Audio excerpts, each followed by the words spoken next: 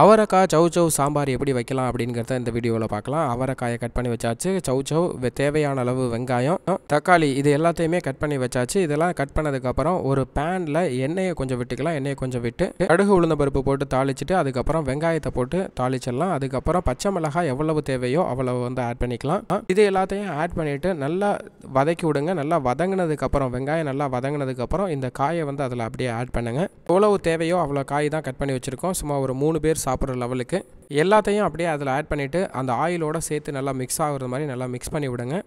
அந்த ஆயிலோட ஃப்ளேவரில் அவரக்காய் வதங்கிருச்சு அப்படின்னா டேஸ்ட் வேறு லெவலில் இருக்கும். ஸோ அதனால் நல்லா மிக்ஸ் பண்ணி விடுங்க.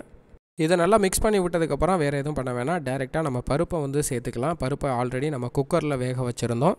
பருப்பை தண்ணியில் வேக வைக்கிறதுக்கும் குக்கரில் வேக வைக்கிறதுக்கும் ரொம்ப வித்தியாசம் இருக்குது. தண்ணியில் நம்ம வேக வச்சோன்னா ரொம்ப நேரம் ஆகும். குக்கரில் வச்சோன்னா ஃபாஸ்ட்டாக முடிஞ்சிடும். ஸோ குக்கரில் வச்ச பருப்பை வந்து இதில் ஆட் பண்ணிக்கிறோம். ஆல்ரெடி இந்த குக்கரில் பருப்பு வைக்கும்போது தக்காளியும் அதிலே சேர்த்து வேக வச்சுருந்தோம். தக்காளியும் சேர்த்து வேக வைக்கும்போது டேஸ்ட் வேறு லெவலில் இருக்கும். இப்போ சாம்பாரை பார்க்கும்போதே வேறு லெவல் இருக்கும். இது அப்படியே டேஸ்ட் பண்ணி பார்க்கலாம் அப்படிங்கிற ஒரு ஃபீல் வந்து நமக்குள்ளே வரும்.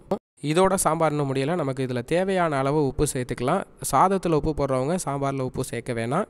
இப்போ நம்ம சேர்த்துருக்கிறதும் கல்லுப்பு சேர்க்கும்போது நார்மலாக தூள் உப்பு யூஸ் பண்ணுறதை விட கொஞ்சம் கம்மியாக யூஸ் பண்ணுங்கள். ஏன்னா கல்லுப்பு ரொம்ப காரமாக இருக்கும். அதாவது உவர்ப்புத்தன்மை வந்து அதிகமாக இருக்கும். அப்போ கல்லுப்பு ரொம்ப கம்மியாகவே யூஸ் பண்ணுங்கள். இதுக்கப்புறம் மஞ்சத்தூள் வந்து ஆட் பண்ணிக்கலாம். கொஞ்சம் புளி வந்து சேர்த்துக்கலாம். புளி சேர்த்துக்கிட்டோன்னா தான் அந்த குழம்போடைய எண்டு ஸ்டேஜே ஃபில் ஆகும். புளி வந்து நீங்கள் இறக்க போகிறப்ப அந்த குழம்பு நல்லா கொதிச்சதுக்கப்புறம் இறக்க போகிறப்ப அந்த புளியை சேர்த்து இறக்குனா போதும். சாம்பார் பர்ஃபெக்டான சாம்பார் வந்து ரெடி.